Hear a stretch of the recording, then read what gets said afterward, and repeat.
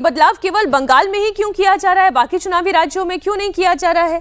तो ये जो अब ममता बनर्जी कह रही हैं, उन दलीलों में कितना दम है? देखिए, टीएमसी का जो याचिका है वो कलकत्ता हाईकोर्ट पे भी टीएमसी ने यही याचिका डाला था और कलकत्ता हाईकोर्ट के जो न्यायाधीश है उन्होंने मना कर दिया और सुनने से मना कर दिया और कहा कि केंद्रीय जो चीफ इलेक्शन कमीशन है, जो केंद्रीय चीफ इलेक्शन कमीशन है, उनके अधिकार क्षेत्र में है कि वो किसको नियुक्त करे, चाहे वो केंद्रीय सरकार के एम्प्लॉयज़ को या फिर प्रदेश की सरकार के एम्प्लॉयज़ को। और पीपल्स रिप्रेजेंटेशन एक्ट जो है भारत के संविधान के हिसाब से, वहाँ पे भी ये अधिकार दिया हुआ है चुनाव आयोग को। और चुनाव आयोग के तमाम जितने सारे कानून के जो अलग अलग जो धाराएं हैं उसके माध्यम से भी चुनाव आयोग स्वतंत्र होते हैं कि किस प्रक्रिया को लेके करे चीज़ें। तो उसी को दलील देते हुए कलकत्ता हाईकोर्ट ने मना कर दिया याचिका को सुनने से।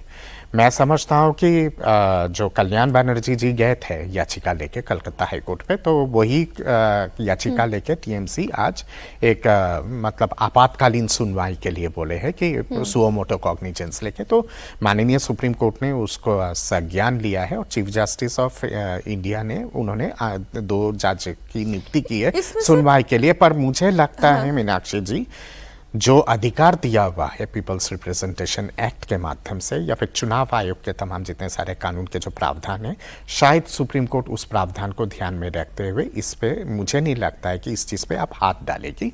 और अगर टीएमसी की जो दलीलें है उस पे भी अगर देखा जाए तो कुछ जगहों पे वो भी अपने आर्ग्यूमेंट पे सटीक बोल रहे हैं, पर क्योंकि आपके प्रक्रिया और कानून इस तरह का है तो उसके हिसाब से अगर देखा जाए तो मुझे नहीं लगता है कि चुनाव आयोग आपका क्या टेक है सर इस पे? नहीं, ये देखिए, अभी बहुत सारी चीजें उत्तर बंगाल को लेकर के अनप्रेसिडेंटेड हुई हैं। ऐसा कभी नहीं होता था या दूसरे किसी राज्य में नहीं हुआ। इसका ये मतलब नहीं है कि बंगाल में नहीं हो सकता है। जैसे कितना अनप्रेसिडेंटेड था कि सुप्रीम कोर्ट ने 705 न्यायिक अधिकारी नियुक्त किए, वो जो लॉजिकल डिस्क्रिपेंसीज में जो नाम कटे थे उनकी सुनवाई करने के लिए। आज तक नहीं हुआ था हिंदुस्तान में। आज तक जजेस को कमरे में बंद करके वो बंधक भी नहीं बनाया गया था। वो तो बंगाल में हुआ, मालदा में हम लोगों ने देखा। लेकिन जुडिशियल ऑफिशियल्स जो हैं वो एडमिनिस्ट्रेटिव काम करें, ये कभी नहीं हुआ था। तो न्यायिक अधिकारी नियुक्त किए गए जिन्होंने लॉजिकल डिस्क्रिपेंसीज के सुने। उसके बाद भी हाईकोर्ट के जजेज, रिटायर्ड जजेज अपॉइंट किए गए, जो ट्रिब्यूनल बना जो अभी भी सुनवाई कर रहा है उन मामलों की, ये भी अनप्रेसिडेंटेड था।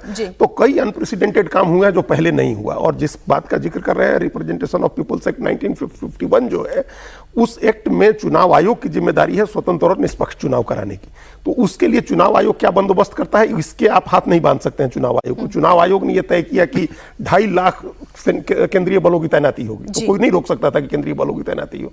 तो वो किया उसने चुनाव आयोग ने। इतने चरणों में चुनाव होगा, ज्यादा में होगा, कम होगा, आप चुनाव आयोग को नहीं रोक सकते। तो वो चुनाव आयोग ने किया। तो ये चीज भी चुनाव आयोग को ही तय करना है।